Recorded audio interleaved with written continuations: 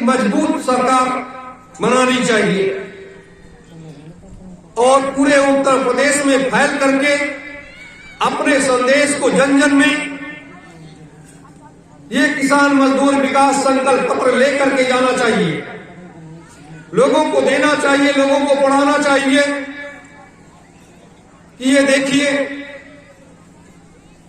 ये आप लोगों के लिए भारतीय सुभाष सेना एक विकल्प के रूप में आई हुई है और इसके साथ लग करके आप लोग काम करिए, संगठन के साथ जुड़िए और एक नई शासन व्यवस्था को लाने के लिए आप लोग प्रयास करें। वर्तमान की जो व्यवस्थाएं हैं, वर्तमान का जो शासन है, हमें उससे दूरियां बनानी चाहिए, हमें उससे दूरियां बनानी चाहिए। अगर उससे हम दूरियां नहीं बनाएंगे तो आगे काम नहीं चलेगा। आज नहीं बनाओगे तो कल तो आपको बनाना ही पड़ेगा। मेरे साथियों, तो ये इस राजनीतिक परिचर्चा में ही ये जो बात मैंने कही है, इसको आप लोगों को स्वीकार और अंगीकार करते हुए और सच्चे मन से, तन मन धन से साथ में लगना चाहिए। अब हम आपको आध्यात्मिक परिचर्चा की तरफ लेकर के चलेंगे। मेरे प्यारे गुरु भाई बहनों, ये मनुष्य का शरीर जो हमें आपको मिला है, हम आप सब यहां बैठे हुए हैं, ये बहुत दुर्लभ है, बहुत दुर्लभ है। पता नहीं कितनी त्याग और तपस्या करने के बाद तब ये मनुष्य का शरीर अपने को मिलता है और जब ये मनुष्य का शरीर में बैठी हुई जीवात्मा अपने घर को चली जाती है, तब आप किस योनि में जाएंगे, क्या बनेंगे, ये किसी को नहीं मालूम है। परमात्मा कहां भेजेगा, क्या करेगा, ये किसी को नहीं मालूम। लेकिन इतना है कि ये मृतलोक में लोगों का संभाल करने के लिए समय समय पर सच्चे सद्गुरु, महात्मा, औलिया, फकीर लोग आया करते और जीवों का संभाल किया करते। एक समय ऐसा भी था जब कबीर साहब आए, उस समय भी बड़ी विसंगतियां थी, बड़ी समस्याएं थी, लोग तरह तरह के उसमें बैठे थे, तमाम मामले होते थे। लेकिन जब वो आए, लोगों को एक रास्ता दिखाया, लोगों को एक प्रकाश दिया, लोगों को समझाया कि आप लोग इस रास्ते पर चलो। लेकिन उनकी कुछ अटपटी बातें थी जिससे लोग उनसे नफरत भी बहुत से लोग करते थे। उन्होंने जैसे कहा कि कांकर पाता जोड़ के मस्जिद लिया चुनाए और ते अल्लाह बांग दे बहरा हुआ खुदाए। तो ये उन्होंने इस तरीके से बातें कही, कहा पाता पूजे हर मिले तो मैं पूजू पहाड़। तो मंदिर और मस्जिद पर दोनों तरफ उन्होंने कटाक्ष किए, लेकिन तब भी उनके पास लाखों लाखों लोग उनके साथ जुड़े हुए थे, उनके समर्थक थे और उनके बताए हुए रास्ते पर लोग चल रहे थे। यह एक बहुत बड़ी बात थी, क्योंकि जब कबीर साहब का आगमन हुआ था, उस समय मुस्लिम साम्राज्य फैला हुआ था बड़े पैमाने पर, और उस समय की हालात स्थितियां इस तरीके से थी। तब भी वो एक मानो सुधार का उन्होंने हर संभव, हर भरसक प्रयास किया है। ऐसे करके संतों में पलटू साहब आए, नानक साहब आए, उन्होंने यही प्रयास किया। उन्होंने किसी प्रकार का कोई भेद नहीं रखा और उसके बाद वैसे अपने लोग आज दादा गुरुजी महाराज की पुण्यतिथि को मना रहे हैं। तो दादा गुरुजी महाराज जब आए तो उस समय की भी हालात स्थिति ऐसी थी कि अंग्रेजों के शासन में भारत जकड़ा हुआ था और उस समय भी छुआछूत का बहुत बड़ा दौर था। लोग एक दूसरे से नफरत करते थे, लोगों में तरह तरह की बुराइयां थी और उसको दूर करने के लिए हर संभव प्रयास जहां तक उनकी क्षमता थी उससे ज्यादा जाकर के उन्होंने अपने कार्य को अंजाम दिया। उस समय भी तमाम बड़े बड़े संत महात्मा हुए थे और वो लोग अपने अपने हिसाब से लोग सुधार कर रहे थे। लेकिन इसी क्रम में जब परम पूज्य स्वामी जी महाराज का आगमन हुआ, जब वो दादा गुरुजी महाराज के सानिध्य में गए तो उन्होंने बहुत त्याग किया, इतना त्याग किया कि 18 घंटे, 20 घंटे, 22 घंटे, 10 घंटे, 15 घंटे ऐसे बैठ जाना पड़ता था साधना में। और साधना में बैठ जाने के बाद कौन सी साधना करते थे वो तो स्वयं जो नामी महाप्रभु। लेकिन नहीं, मृतलोक का शाश्वत उस नियम को उन्होंने पालन किया कि साधना में वो लीन हो जाते थे और जितना उनके गुरुदेव बताते थे उतना वो करते चले जा रहे थे। और जब एक समय ऐसा आया, गुरु के जाने का समय आया, तो दादा गुरुजी महाराज ने अपनी सारी जिम्मेदारियां उनको सौंप दी, परम पूज्य स्वामी जी महाराज को, और अपने जाने की तिथि बता दी और अपनी सारी शक्तियों को उन्होंने पूज्य स्वामी जी महाराज के अंदर प्रवाहित कर, समाहित कर दिया और उसके बाद वो यहां से चले गए। उसके बाद का आगमन परम पूज्य स्वामी जी महाराज का होता है। जय गुरुदेव नाम का प्रचार पूरे हिंदुस्तान में नहीं, विदेशों में भी किया स्वामी जी महाराज ने। और एक युवा जोश, युवा शक्ति उनके अंदर जो हिलोरे मारती थी, बालमुकुंद तिवारी और वो दोनों लोग आगे बढ़ रहे थे। एक जोश और जज्बा, एक तरफ सरकार से टकराने की क्षमता और एक तरफ आध्यात्मिक संदेश से लोगों को जागृत करते हुए वो आगे बढ़ रहे थे। जहां बड़े पैमाने पर गांव कस्बों में मांस और मछली का लोग सेवन करते थे, सारी चीजें करते थे, वहां पर ये सारी स्थितियां थी, ये सारी व्यवस्थाएं थी।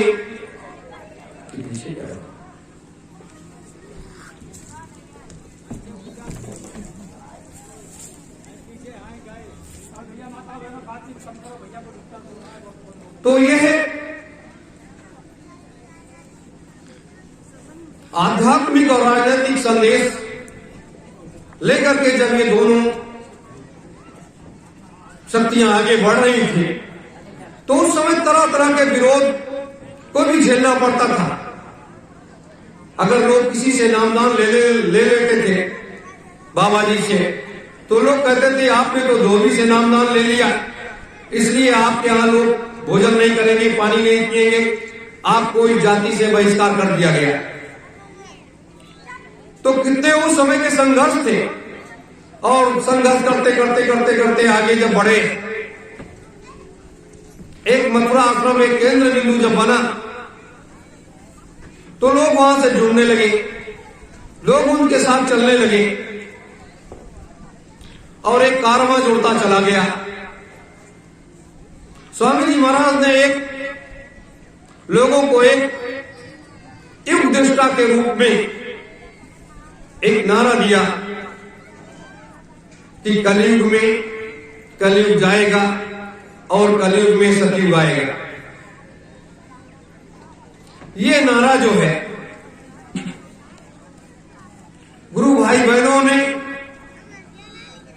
पहाड़ों पर, जंगलों में, पेड़ों पे इस तरीके से दिखाई किया, इस तरीके से लोगों ने जगह जगह प्रचार किया, विरोध के बावजूद, बहुत बड़े पैमाने पे विरोध के बावजूद भी लोगों ने किया। तो उनके अंदर एक जोश था, एक जज्बा था, एक ताकत थी, एक गुरु के प्रति समर्पण था। जगह जगह लोग मीटिंगें करते थे, लोग विरोध भी करते थे, लेकिन वो आगे बढ़ते थे। कौन दे रहा था? परमात्मा। परमात्मा अपनी शक्ति का संचार करता था लोगों के अंदर, और लोग उस जोश उत्साह में आगे बढ़ते थे, बढ़ते चले जाते थे। तो आज वो जोश और जज्बा कहां चला गया? अपने ही परिवार के लोगों ने उस जोश और जज्बे को ठंडा कर दिया। किस लिए ठंडा कर दिया? बाबा जी किसी भी राजनेता के गोद में जाकर के नहीं बैठे, लेकिन लोग जो है जाकर के राजनेताओं के गोद में बैठ गए। जब लोग राजनेताओं के गोद में जाकर के बैठ गए तो वो जोश और जज्बा वो सब ठंडा हो गया। आज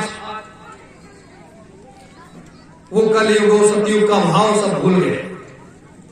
लोगों ने कहा कि आप तो इस नाम को लेकर के चलो और इससे आपका कल्याण हो जाएगा। कल्याण तो हो जाएगा, नाम में तो ताकत होती है, नाम में तो शक्ति होती है, लेकिन